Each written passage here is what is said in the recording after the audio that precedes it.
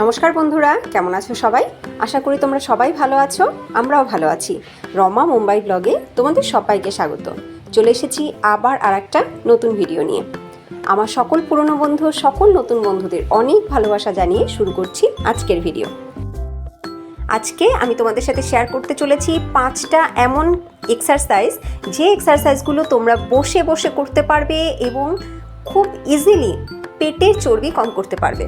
আমাদের মেয়েদের, এবং মেয়ে শুধু নয় ছেলেদেরও সবথেকে বেশি সমস্যা হচ্ছে ভুঁড়ি, একটা বড় সড়ো মোটা ভুঁড়ি, সেটাই কিন্তু আমাদের সকলের সবথেকে বেশি সমস্যা।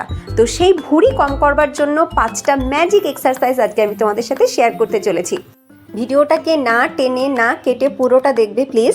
ভিডিওটা তোমরা টেনে টেনে দেখো বলেই অনেক কথা, অনেক ইম্পর্টেন্ট কথা মিস করে যাও এবং যে কারণে পুরো বিষয়টা বুঝতে পারো না। তাই তোমাদের কাছে আমার রিকোয়েস্ট, পুরো ভিডিওটাকে না টেনে তোমরা একটু দেখো শেষ পর্যন্ত, তাহলে অনেক কিছু বিষয় তোমরা জানতে পারবে যেগুলো এই এক্সারসাইজ চলাকালীন আমি বলবো। তো আমার এক্সারসাইজ স্টার্ট হয়ে গেছে। আমি যেমনটা প্রতিদিনই বলে থাকি, প্রথমেই আমাদেরকে করে নিতে হয় কিছু জয়েন্ট এক্সারসাইজ বা ওয়ার্ম আপ এক্সারসাইজ। তো আজকে আমি বডি ওয়ার্ম আপ করবার জন্য করে নিচ্ছি স্পট জগিং। আমি স্লো জগিং করছি। যারা খুব দ্রুত ওয়েট লস করতে চাইছো তারা অন্যান্য এক্সারসাইজের সাথে সাথে এই স্পট জগিংকে অবশ্যই নিজেদের এক্সারসাইজ রুটিনের মধ্যে অ্যাড করে নাও।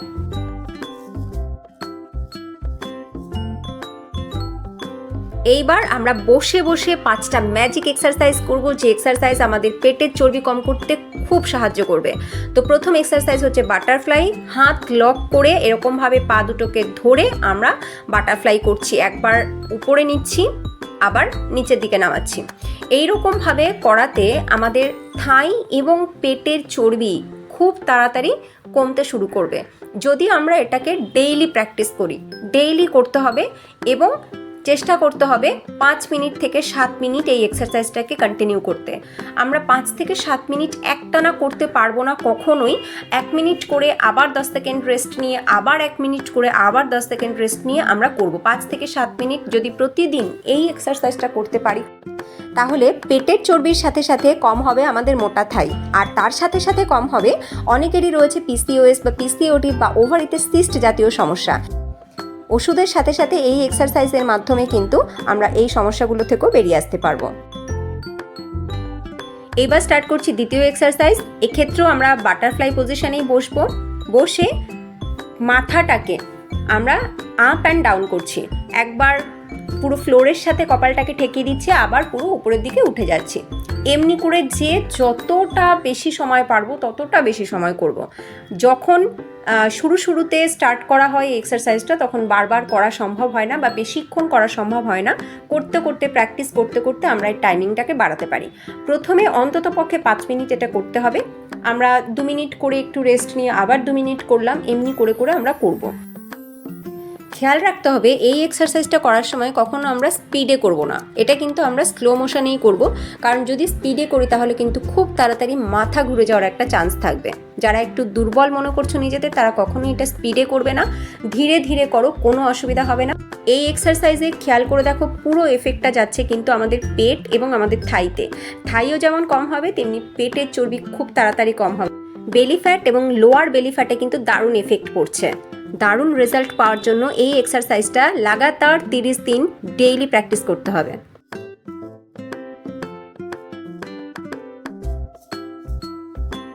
এইবার স্টার্ট করছি তৃতীয় এক্সারসাইজ। এই এক্সারসাইজ করবার জন্য আমাদেরকে পায়ের পজিশন চেঞ্জ করতে হবে, আমাদেরকে পদ্মাসনে বসতে হবে। যারা পদ্মাসনে বসতে পারছো না তারা অবশ্যই বাবু হয়ে, মানে নর্মাল আমরা যেরকম বসি সেরকমভাবে বসেও আমরা করতে পারি। একদম সোজা হয়ে বসে এই এক্সারসাইজটা করতে হবে। একটা হাত পিছনে, একটা হাত হাঁটুর উপরে, এবং আমরা যখন হাত পিছনে নিচ্ছি আমরাও পিছনের দিকেই তাকাবো। এই এক্সারসাইজটা আবার এরকমভাবেও আমরা করতে পারি, পিছনের দিকে না তাকিয়ে শুধু একটা হাত পিছনে একটা হাত সামনে, হাঁটুতেও রাখতে হবে না, শুধু একটা পিছনে যাবে একটা সামনে। এইরকমভাবে আমরা করব। আমরা খেয়াল করব আমাদের পেট এবং পিঠ কাপড় নিংড়ানোর মতন মুচড়ে যাচ্ছে। এই মুচড়ে যাওয়াটাই কিন্তু আমাদের এফেক্ট দিচ্ছে।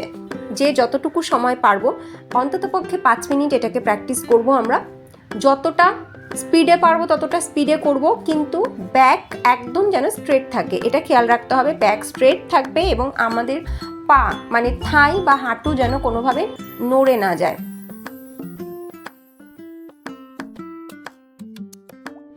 এক্সারসাইজ করবার মোক্ষম সময় হচ্ছে সকালবেলা। আর্লি মর্নিং ঘুম থেকে উঠে আমরা ফ্রেশ হয়েই এক্সারসাইজ করব।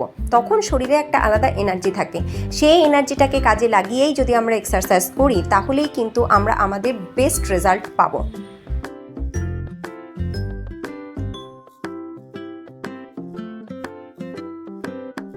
এইবার চতুর্থ এক্সারসাইজ স্টার্ট করছি। দেখো, এই ক্ষেত্রেও আমাদেরকে বসতে হবে পদ্মাসনে, আর হাত দুটোকে রাখতে হবে এরকমভাবে কাঁধের উপরে। কি করব, একবার বাঁ দিকে একবার ডান দিকে আমরা কাত হব। এক্ষেত্রে কি হচ্ছে, আমাদের সাইড বেলি ফ্যাট কিন্তু কম হচ্ছে। সাইড বেলি ফ্যাট কম করতে সবথেকে মুখ্যম এক্সারসাইজ হচ্ছে এটা, এবং বসে বসে, এতে কিন্তু খাটনিও কম। তো এই এক্সারসাইজটাও আমরা করব অন্তত পক্ষে 5 থেকে 7 মিনিট। আবার এই এক্সারসাইজটা আমরা এরকমভাবেও করতে পারি, হাত দুটোকে মাথার পিছনে রেখে আমরা এরকমভাবে করব। আমরা কি করছি, আমাদের এলবো মানে কনুইটাকে আমরা ফ্লোরের সাথে টাচ করাচ্ছি, একবার লেফট সাইড একবার রাইট সাইড। খেয়াল রাখবো আমাদের পা বা আমাদের থাই কোনোভাবে যেন নড়ে না যায়, আমরা যেন একই জায়গায় বসে থাকি। এক্সারসাইজ কেন সকালবেলা সব থেকে ভালো, তার কারণ হচ্ছে সকালবেলা আমাদের এমটি স্টমাক থাকে। আমাদের এমটি স্টমাক বা খালি পেটেই এক্সারসাইজ কিন্তু সব থেকে বেশি এফেক্টিভ। তবে হ্যাঁ, খালি পেট মানে কিন্তু সম্পূর্ণ খালি পেট নয়। কি খেতে হয় সেই সময় আমি নেক্সট ভিডিওতে অবশ্যই এটা নিয়ে আলোচনা করব। এইবার পঞ্চম এক্সারসাইজ। পঞ্চম এক্সারসাইজটাও কিন্তু ভীষণ এফেক্টিভ একটা এক্সারসাইজ আমাদের বেলি ফ্যাট কম করতে। দেখো, পা স্ট্রেট করে প্রথমে বসেছি, ব্যাক স্ট্রেট। এইবার আমরা টো টাচ করব। এই টো টাচ যে যতবার পারবো ততবার করব। যারা একদম শুরুতে করছো, কখনো এটা করনি, তারা কিন্তু পুরোটা পারবে না। এরকমভাবে পুরোপুরি টো টাচ কিন্তু হবে না। যতটুকু হোক, হাঁটু ধরো বা হাঁটু থেকে আরেকটু আগিয়ে ধরতে পারো, তাহলেও কিন্তু চলবে। প্র্যাকটিস করতে করতে পারফেক্টনেস আসে, প্রথমেই কিন্তু পারফেক্ট কখনো কারোরই হয় না। 30 টাইমস করতে পারলে খুব ভালো। যদি কেউ 30 টাইমস না পারো, অন্তত পক্ষে 10 to 15 টাইমস করবে, তাহলেও কিন্তু খুব ভালো এফেক্ট পাবে। তবে চেষ্টা করবে প্রতিদিন করতে, লাগাতার 1 মাস এটা করতে। ডেইলি প্র্যাকটিসের ফলেই কিন্তু ঠিকঠাক ভালো রেজাল্ট পাওয়া যায়, আর ডেইলি প্র্যাকটিস না করলে কোনো কিছুরই কিন্তু সঠিক রেজাল্ট আমরা পাবো না। ওই যে একটা কথা আছে না, practice makes a man perfect. অনেকেরই এই একটা জিজ্ঞাসা থাকে যে কতক্ষণ এক্সারসাইজ করব। কতক্ষণ এক্সারসাইজ করব এটা ডিপেন্ড করে যে তুমি প্র্যাকটিস করছো কি করছো না, বা কবে থেকে তুমি এক্সারসাইজ করছো, বা তুমি আজকেই প্রথমবার শুরু করছো কিনা। এক্সারসাইজ 30 মিনিট থেকে 1 ঘন্টা করা খুব ভালো। তবে 30 মিনিট থেকে 1 ঘন্টা সবাই করতে পারবে না। যারা অনেক দিন ধরে করছে না বা যারা সবে শুরু করেছে, তাদের পক্ষে 1 ঘন্টা একটানা এক্সারসাইজ করা সম্ভব নয়। তারা সবসময় 15 মিনিট থেকে স্টার্ট করো, 15 মিনিট করো এবং ধীরে ধীরে টাইমটা বাড়াও। আর যাদের বহুদিনের অভ্যাস, তারা খুব হামেশাতেই 1 ঘন্টা করে ফেলে, কখন 1 ঘন্টা পেরিয়ে যায় তারা টেরও পায় না। তাই সবসময় চেষ্টা করো অল্প থেকে শুরু করে ধীরে ধীরে টাইম বাড়াতে।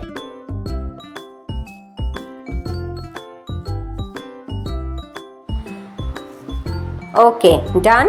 আজকের মতন আমার এক্সারসাইজ কমপ্লিট।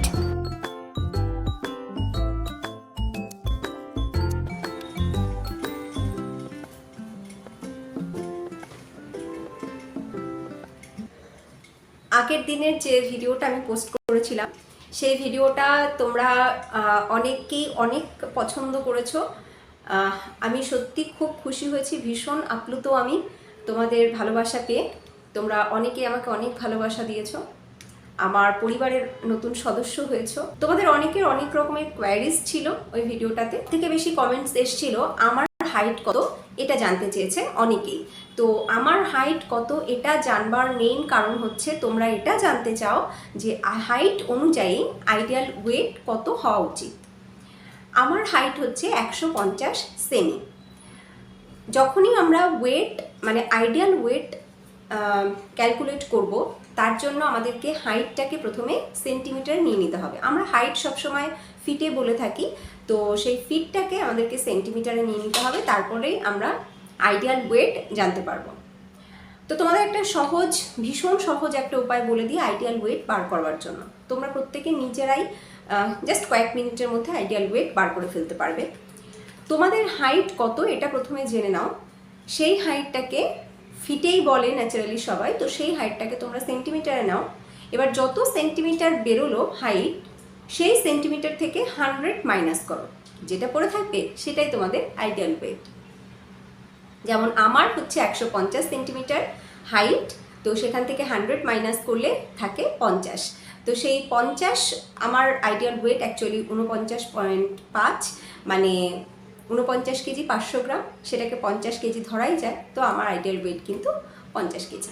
আর আমাদের আইডিয়াল ওয়েট যেটা বেরোচ্ছে, সেই আইডিয়াল ওয়েটের থেকে যদি 1 কেজি বেশি থাকে অথবা 1 কেজি কম থাকে, আমি ভিডিওতে যেমনটা বলেছিলাম যে 1 কেজি প্লাস অথবা 1 KG minus is best for our health, একদমই তাই।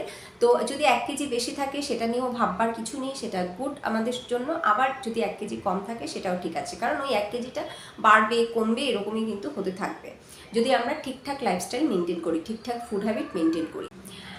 আইডিয়াল ওয়েটটাকে ধরে রাখবার জন্য প্রথমেই যেটা করতে হবে সেটা হচ্ছে এক্সারসাইজ। আমি আগেও বলেছি, বরাবর আমি একই কথা বলি যে এক্সারসাইজের কোনো বিকল্প নেই, এক্সারসাইজ কিন্তু করতেই হবে। আর তার সাথে একটুখানি ফুড হ্যাবিট চেঞ্জ করা।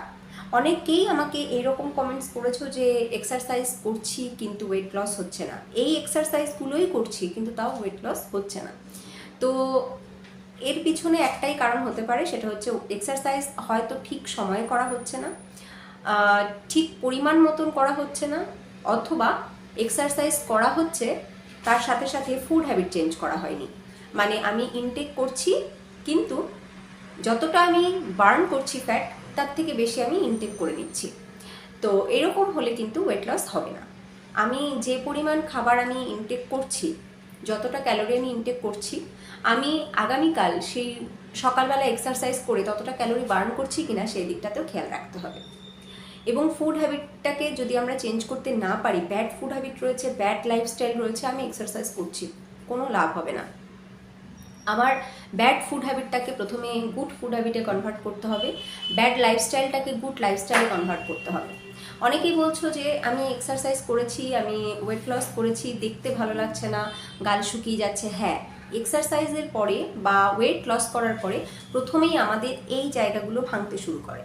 তো তার জন্য কি করতে হবে? প্রপার রেস্ট না নিলেও কিন্তু ওয়েট লস হয় না, আর প্রপার রেস্ট না নিলে কিন্তু ওয়েট লসের পরে দেখতে বাজে লাগে। তো প্রপার রেস্ট খুব দরকার। খেয়াল রাখবে 7 থেকে 8 ঘন্টার ঘুম প্রপারলি পাচ্ছ কিনা। 7 থেকে 8 ঘন্টা না হলেও মিনিমাম 6 থেকে 7 ঘন্টা ঘুম যেন প্রপারলি হয়, এবং সেটা যেন ওই রাতের ঘুমটাই যেন 6 থেকে 7 ঘন্টা প্রপারলি হয়। দিনের বেলা ঘুমিয়ে কোনো লাভ নেই, এবং দিনের বেলা ঘুম আমাদের শরীরের জন্য ভীষণ ভীষণ ভীষণ খারাপ। দিনের বেলা আমরা কেউ ঘুমোবো না, আমরা ঘুমোবো রাতের বেলা। রাতে 6 থেকে 7 ঘন্টা বা 7 থেকে 8 ঘন্টা বেস্ট। তো এইগুলো আমাদেরকে একটুখানি খেয়াল রাখতে হবে যাতে আমাদের ফুড হ্যাবিটটা চেঞ্জ হয়, আমাদের প্রপার রেস্ট আমরা বডিকে দিতে পারি, এই দিকগুলো খেয়াল রাখতে হবে। অনেকেই জিজ্ঞাসা করেছো এক্সারসাইজ কখন করব, এক্সারসাইজ কখন করলে সব থেকে ভালো। এক্সারসাইজ সবসময় আর্লি মর্নিং ইজ বেস্ট। আমি সবসময় বলেছি আর্লি মর্নিং যদি করতে পারো এক্সারসাইজ সেটা সব থেকে ভালো। আর তাদের জন্য অপশনাল হচ্ছে যারা বাড়িতে থাকছে না বা একদম সকালবেলা বেরিয়ে যেতে হচ্ছে, সময় পাচ্ছে না, তাদের জন্য হচ্ছে সন্ধেবেলা বা অফিস থেকে ফিরে একটু সময় ফ্রেশ হয়ে হালকা কিছু একটা খেয়ে তারপরে, তাদের জন্য ওই টাইমটা। কিন্তু যারা আমরা সকালবেলা করতে পারবো তাদের জন্য কিন্তু বেস্ট সকালবেলা। আমি নেক্সট আবার আরেকটা ভিডিও নিয়ে আসবো, সেখানে আমি আরও বেশ কিছু কমেন্টসের রিপ্লাই দেবো, কি খাওয়া উচিত কি খাওয়া উচিত না, কিভাবে চলা উচিত, এই বিষয়ে আমি বলবো। তোমরা অনেকেই জানতে চেয়েছো। তো এই ভিডিওটা আজকে এখানেই এন্ড করছি। যদি তোমাদের ভিডিওটা ভালো লাগে অবশ্যই লাইক করো। নতুন বন্ধুরা যদি তোমাদের ভালো লাগে তাহলে লাইক করে সাবস্ক্রাইব করে আমাদের সাথে থেকো, আমাদের পরিবারের সদস্য হয়ে থেকো। আর ভিডিওটা যদি তোমাদের হেল্পফুল মনে হয়, ইউজফুল মনে হয়, তাহলে ভিডিওটা অবশ্যই আর অনেকের সাথে শেয়ার করো। আবার তোমাদের সাথে দেখা হবে নেক্সট দারুণ কোনো ইন্টারেস্টিং ভিডিও নিয়ে। তোমরা ততক্ষণ সবাই ভালো থেকো, সুস্থ থেকো। দেখা হচ্ছে নেক্সট ভিডিওতে। টাটা।